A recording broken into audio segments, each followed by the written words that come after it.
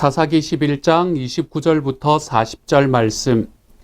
이에 여호와의 영이 입다에게 임하시니 입다가 길르앗과 므낫세를 지나서 길르앗의 미스베에 이르고 길르앗의 미스베에서부터 암몬 자손에게로 나아갈 때에 그가 여호와께 서원하여 이르되 주께서 과연 암몬 자손을 내 손에 넘겨주시면 내가 암몬 자손에게서 평안히 돌아올 때에 누구든지 내 진문에서 나와서 나를 영접하는 그는 여호와께 돌릴 것이니 내가 그를 번제물로 드리겠나이다 하니라.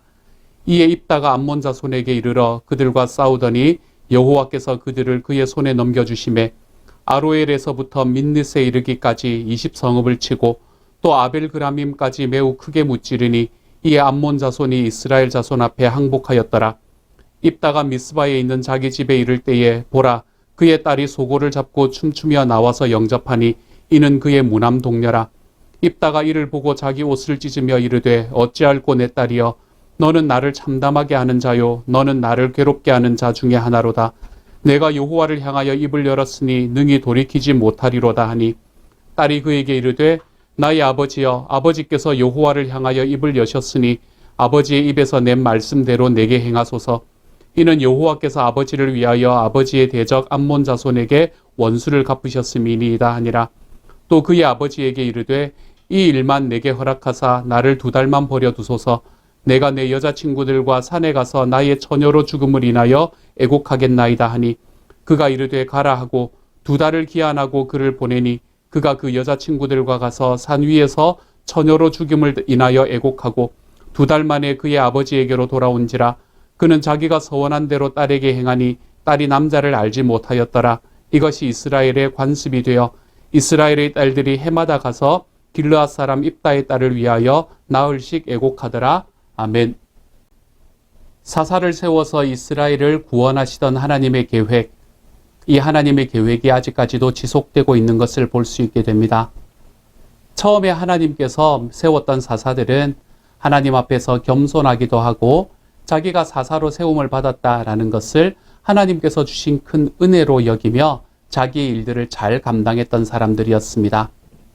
온니엘이 그리했었고 그리고 백성들 속에서 정말로 약하고 힘든 자리에 있던 사람들을 세워서 하나님께서 사사로 세웠던 사람들 에훗 그리고 드보라 그리고 기드온에 이르기까지 우리는 그들이 하나님 앞에서 어떻게 하나님의 말씀을 순종했고 하나님 앞에 어떻게 겸손하게 걸어갔는가라는 것을 바라볼 수 있는 사람들이었습니다. 그런데 이 기드온이라는 사람의 후반부부터 이 사사들의 이야기가 조금씩 바뀌기 시작하는 것을 보게 됩니다. 기드온의 이야기의 후반부라고 이야기를 한다면 어느 부분인가 하면 기드온이 그 자기 집이 있던 오브라라는 곳에 황금으로 만든 에봇을 만들던 바로 그 시기부터입니다. 바로 그 시기부터 이 이스라엘의 사사, 하나님께서 부르신 이스라엘의 사사들은 하나님께서 나를 부르셔서 내가 이곳에 세워졌습니다 라고 이야기하는 그 자기 부인의 자리에서 벗어나서 자기의 사사직이 하나님 앞에서 또는 사람들 앞에서 얼마나 자랑스러운가라는 이 자기를 뽐내는 위치로 나아가게 되는 것을 우리는 그때부터 볼 수 있게 됩니다. 기드온은 평생에 하나님과 함께 걸어갔던 사람이었던 것 같고 그의 삶은 정말로 약하고 어려운 순간부터 하나님께서 그를 큰 용사야라고 부르시던 바로 그 순간부터 이 기드온은 하나님과 함께 동행했던 사람이었던 것 같습니다. 하지만 하나님께서 명령하셨던 모든 일들을 다 행하고 난 다음에 또한 그것을 그냥 대충대충 한 것이 아니라 그것이 잘 이루어지고 난 다음에 기드온은 자기의 이름을 높이는 것을 위해서 자기의 집이 있는 곳에 이 황금으로 만든 에봇을 만들게 되고 그리고 그렇게 만들어진 황금 에봇은 그때 당시 이스라엘 백성들에게 이 우상처럼 섬겨지게 되는 바로 그러한 물품이 되어버린 것을 볼 수 있게 되지요. 여기에서부터 조금씩 무너지기 시작했던 이 사사들의 이야기는 누구에게로 연결이 되었나 하면 이 기드온의 아들이자 이스라엘 백성에게 자칭 왕으로 자기를 세우려고 했던 이 아비멜렉에게서부터 우리는 그 싹을 또한 볼 수 있게 됩니다. 아비멜렉은 정치적인 싸움으로 인해서 자기의 정치적인 영향력을 이렇게 확보함으로 인해서 그는 하나님께서 자기에게 주시지도 않은 바로 그 지위를 탐하던 사람이 바로 아비멜렉이라는 사람이었죠. 이 아비멜렉의 뒤를 이어서 이스라엘의 사사가 되었던 사람은 입다라는 사람입니다. 오늘 우리가 읽었던 본문에 나타나는 사사이기도 하지요. 입다라는 사람은 사실은 전쟁을 굉장히 잘하는 사람이고 싸움을 굉장히 잘하는 사람이다 라고 말씀드렸습니다. 아마 싸움의 실력에 있어서는 당시에 이스라엘의 누구도 입다를 범접하지 못하는 그러한 싸움의 실력을 가지고 있었던 사람이었던 것 같아요. 그래서 이스라엘이 암몬 자손에게의 침범으로 인해서 어려움을 당할 때에 백성의 지도자들이 특별히 길르앗에 있는 그 백성의 지도자들이 입다라는 사람을 자기의 군대 장관으로 세우려고 하는 것을 우리는 말씀을 통해서 볼 수 있게 됩니다. 그래서 그렇게 그들의 군대 장관이 되었던 입다는 하나님 앞에 사사로서 부르심을 받게 되지요. 그런데 여러분, 이 입다 이야기가 오늘의 말씀도 있고 다음의 말씀에도 연결이 되겠지만 입다의 말씀 중에서 가장 우리가 핵심적으로 바라볼 수 있는 한 가지, 좀 특징적으로 보이는 한 가지가 무엇인지 아십니까? 입다는 하나님 앞에 자기의 길을 놓고 기도한 적이 없다는 것입니다. 우리가 이것을 말씀을 통해서 바로 볼 수 있게 됩니다. 입다가 하나님 앞에 정말 기도한 일이라고는 없는가? 사실은 우리가 지난번에 보았던 주일날 보았던 말씀 속에서 입다가 하나님 앞에 한번 아뢰는 일을 볼 수 있게 되기는 합니다. 그것이 어디인가 하면 사사기 11장 11절의 말씀이에요. 여기서는 이렇게 말합니다. 한번 들어보세요. 이에 입다가 길르앗 장도들과 함께 가니 백성이 그를 자기들의 머리와 장관을 삼은지라 입다가 미스바에서 자기의 말을 다 여호와 앞에 아뢰니라 이렇게 말합니다. 자, 여기에서 입다가 행했던 하나님 앞에 나아가서 그가 행했던 일이 무엇입니까? 그는 하나님 앞에서 내가 이 이스라엘의 사사가 되는 것이 옳습니까? 라는 질문을 한 것이 아닙니다. 자기를 천시하다가 원래 입다라는 사람이 이제 정실의 자손이 아니라 그 첩의 자손이었던 사람이었거든요.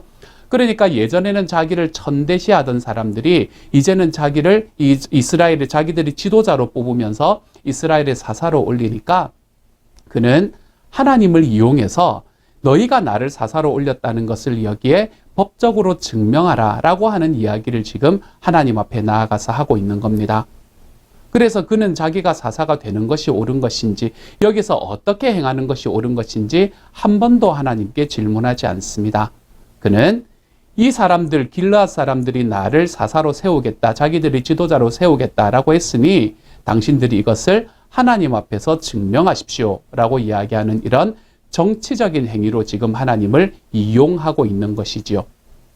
어제의 말씀에서도 입다의 기도에 대해서는 한 번도 나오지 않았지요.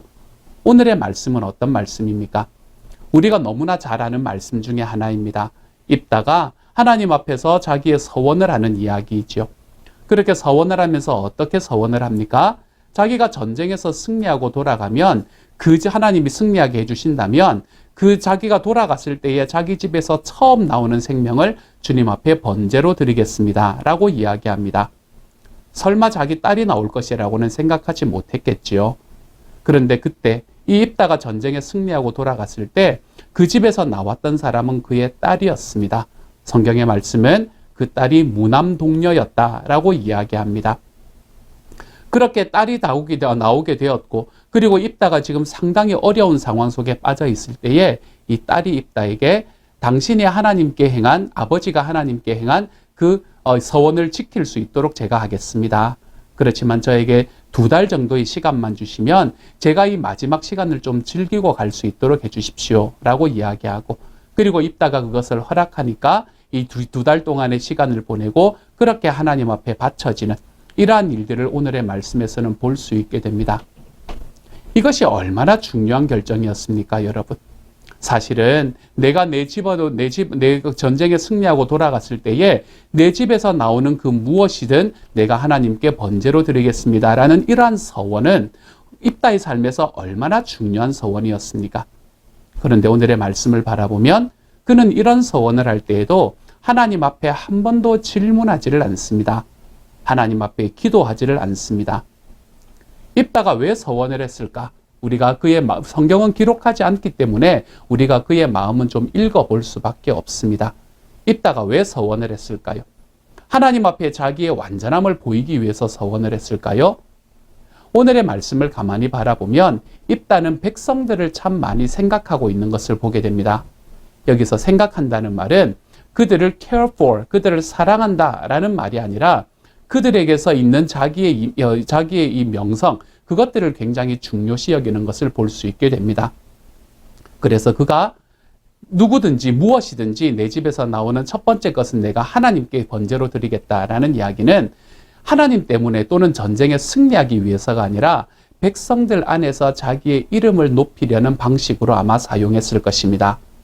그 이유는 우리가 어디서 볼 수 있냐면 이러한 모든 중요한 결정을 하면서 그는 하나님께 한 번도 질문하거나 기도하지 않는 것을 통해서 볼 수 있게 되는 거죠. 이처럼 입다가 했던 이 서원, 자기의 마음대로 했던 서원은 그 결과가 너무나 끔찍한 결과를 가지고 오는 것을 오늘의 말씀에서 볼 수 있게 됩니다. 우리가 이 말씀을 통해서 우리의 삶에서 배울 수 있는 것은 무엇일까요? 먼저 함부로 하나님 앞에 서원하지 마시기 바랍니다. 우리의 삶에 있는 서원은 지켜야 되는 겁니다.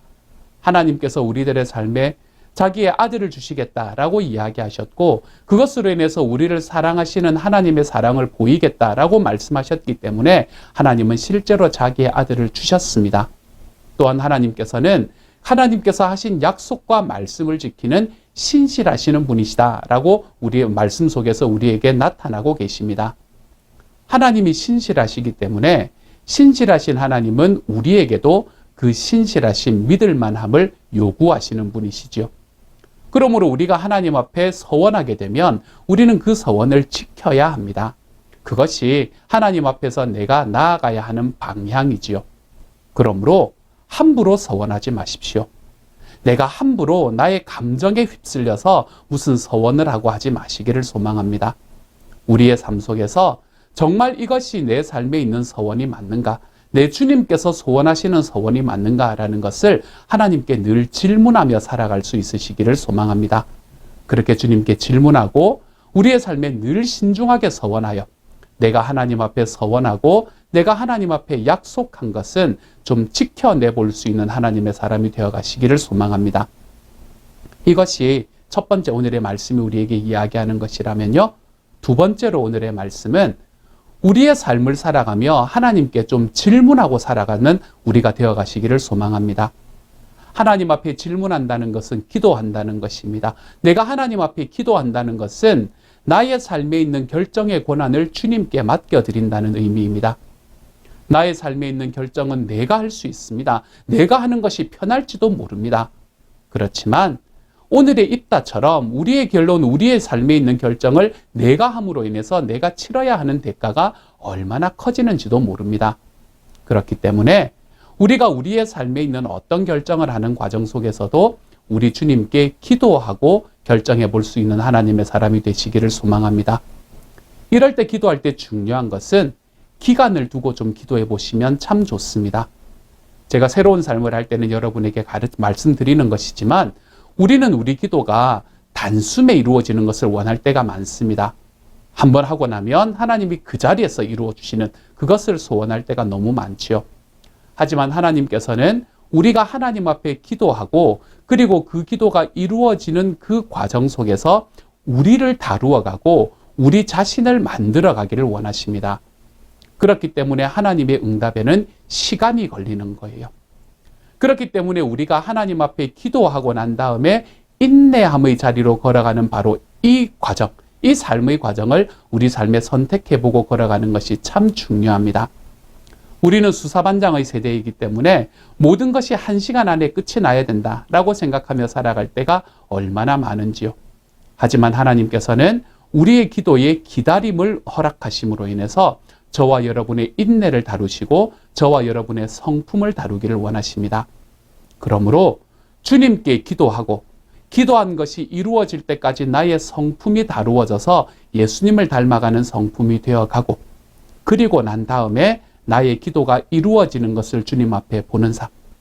사실 그때쯤 되면 내가 처음에 기도했던 그 기도가 나의 뜻대로 이루어지지 않아도 아무런 문제가 없다라는 곳까지 우리가 이끌려져 갈 때가 참으로 많습니다. 우리가 이러한 과정을 좀 걸어가 볼 수 있는 하나님의 사람이 되어야겠습니다. 함부로 서원하고 내가 하나님 앞에 결정할 때 기도도 하지 않고 그렇게 결정하는 이 입다의 삶이 아니라 저와 여러분의 삶은 주님 앞에 서원할 때 신중하고 우리 하나님 앞에서는 내가 기도한 것을 우리 하나님께서 나의 삶에 이루실 때까지 나의 삶과 나의 태도를 다루시는 그 과정을 인내로 이겨내 볼 수 있는 하나님의 사람들이 되어 가시기를 우리 주님의 이름으로 축복합니다. 그래서 우리는 주님께 기도하고 주님께서 나에게 기다리라고 하시는 그 과정 속에 인내로 나의 성품이 다루어지고 그리고 내가 주님 앞에 신중하게 서원하는 것들은 내가 하나님 앞에 약속한 대로 이루어내 볼 수 있는 삶. 사랑하는 여러분, 저는 저와 여러분이 이러한 삶의 모습으로 오늘 하루를 걸어가 볼 수 있기를 우리 주님의 이름으로 축복합니다. 함께 한번 기도하십시다. 사랑하는 하나님, 입다가 이스라엘의 사사가 되어서 그가 하나님 앞에 한 번도 기도하지 않은 모습을 보게 됩니다. 하나님 앞에 정말 인생의 중요한 서원을 할 때에도 기도하지 않고 걸어가는 모습. 그것으로 인해서 그의 삶이 받아야만 했던 그 아픔들을 오늘 다시 한번 바라보게 됩니다.